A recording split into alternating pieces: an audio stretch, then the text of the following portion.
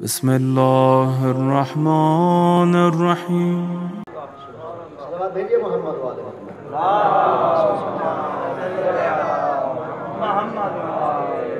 خود اللہ کے رسول صلی اللہ علیہ وآلہ وسلم نے حسین پر رو کر عزاداری کی بنیاد رکھی. 4 سال کا صد ہے حضرت امام حسین علیہ السلام کا، اور اللہ کے رسول حضرت بی بی ام المومنین ام سلمہ ان کے حجرے میں تشریف فرما ہے. اور آپ نے یہ تمام متفق علیہ حدیث ہے اور تمام کتابوں میں جو اختلافی بات ہے انشاءاللہ اس ممبر سے نہیں کہی جائے گی. اللہ کے رسول حضرت بی بی ام سلمہ کے حجرے میں تشریف لائے اور بی بی ام سلمہ سے فرمایا، اے ام سلمہ، اپنے بدن میں کچھ ضعف محسوس کر رہا ہوں، اور یہ یاد رکھیے گا ابھی یہاں حدیث کساء پڑھی گئی ہے. میری کوشش ہوتی ہے کہ ہر مجلس میں حدیث کساء کی برکات میں سے ایک برکت ضرور عرض کیا کروں. آپ حدیث کساء پڑھتے ہیں اور شاہ صاحب ہر روز تلاوت فرماتے ہیں. حدیث کساء میں ایک جملہ آتا ہے انی اجد فی بدنی ضعفا. جملہ سنا ہے کبھی؟ انی اجد فی بدنی ضعفا. اللہ کے رسول نے فرمایا کہ میں اپنے بدن میں ضعف محسوس کر رہا ہوں.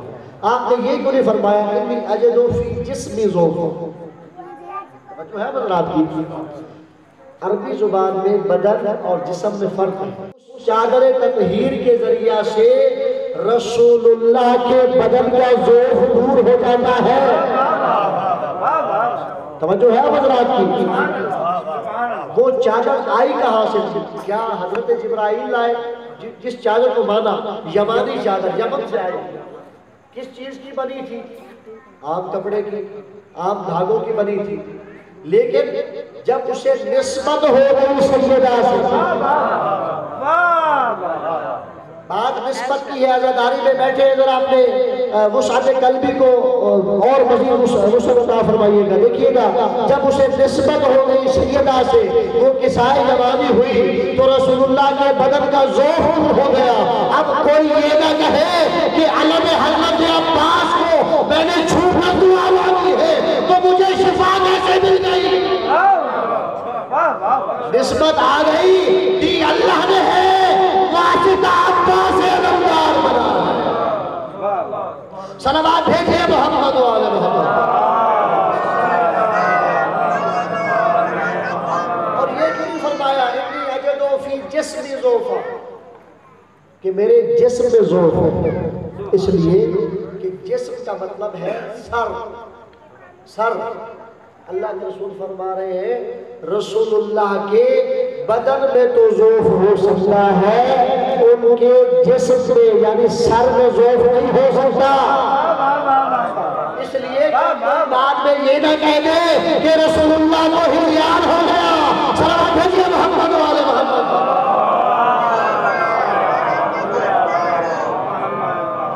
بدن میں ضعف ہے، جسم میں ضعف نہیں ہو سکتا.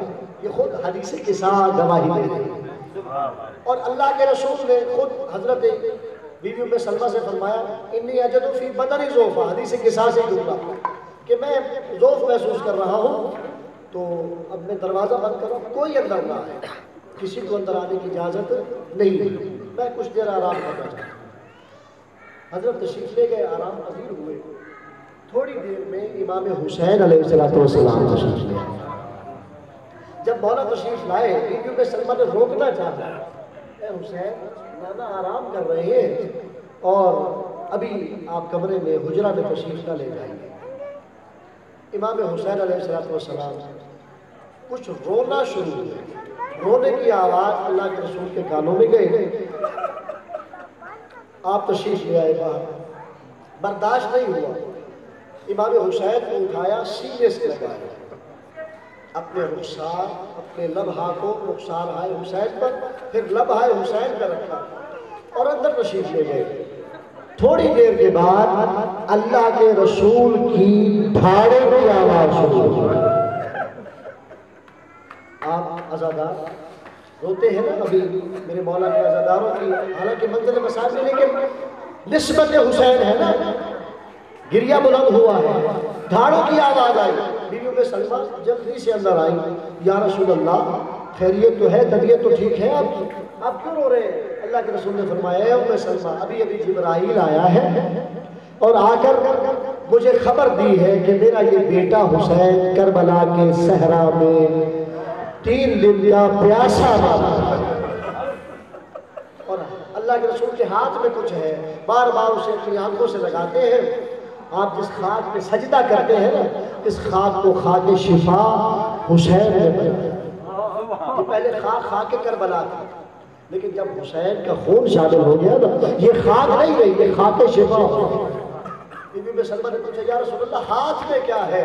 اللہ کے رسول نے فرمایا ہے ام سلمہ یہ تجھے دے رہا ہوں، یہ اپنے پاس سنبھال کے رکھنا، جب یہ خاک خون میں بدل جائے سمجھنا میرا حسین شہید ہو گیا۔ جس پہ خود حسین کی شہادت پہ بھی شہادت نہیں ہوئی، دنیا کہتی ہے کہ آپ حسین زندہ ہے، شہید زندہ ہوتا ہے، گریہ کیوں؟ جب حسین پر، زندہ حسین پر رسول اللہ گریہ کرتے ہیں، ہم تو سنتوں والے ہیں، رسول اللہ کی سنت میں عمل کرتے ہیں۔ عزاداری سنت رسول اللہ ہے۔ صلوات بھیجئے محمد و علیہ